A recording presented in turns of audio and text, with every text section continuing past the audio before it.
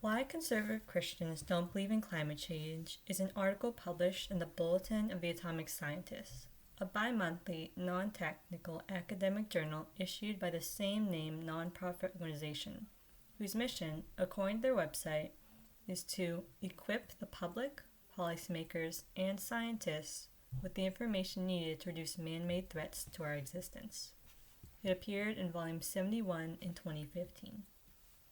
The authors of the article are Bernard Daley Zaleha and Andrew Saz. You can find brief biographies of these two researchers in the video description. To answer the question posed by their title, Zaleha and Saz first looked to statistics gathered by the Public Religion Research Institute in partnership with the American Academy of Religion to demonstrate the truth of the conclusion that conservative Christians don't believe in climate change.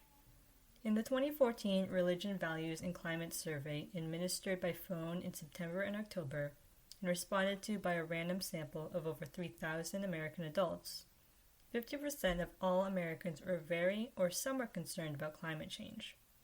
This level of concern was reflected by 43% of white mainline Protestants and 35% of white evangelical Protestants, the latter of which was the lowest of the religious affiliations represented by the data.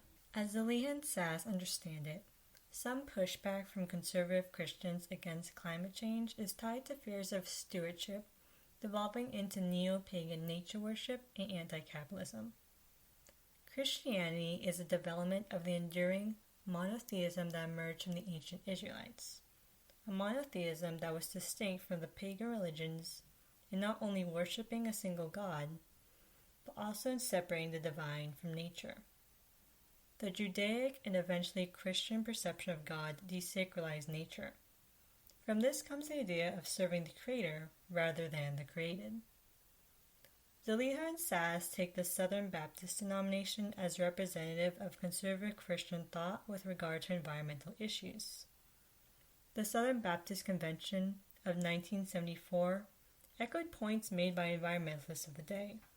By 1990, the convention's language attempted to distance the denomination from the pantheistic neo-pagan environmentalists prominent in the movement. Modern environmentalism became equated with neo-paganism, ostracizing conservative Christians. Another reason that Zaleha and Saz give for the relative non-acceptance of the climate change discourse by conservative Christians is a belief in coming end times that render anxiety over environmental problems pointless. The end times explanation is based on doctrine about the finiteness of this earth, the eventual destruction of what has been, and the ushering in of a new heaven and new earth. Because man's eternal destination has greater ultimate importance than the state of this temporary earth, Christians should be more concerned with salvation of their souls over the conservation of the planet.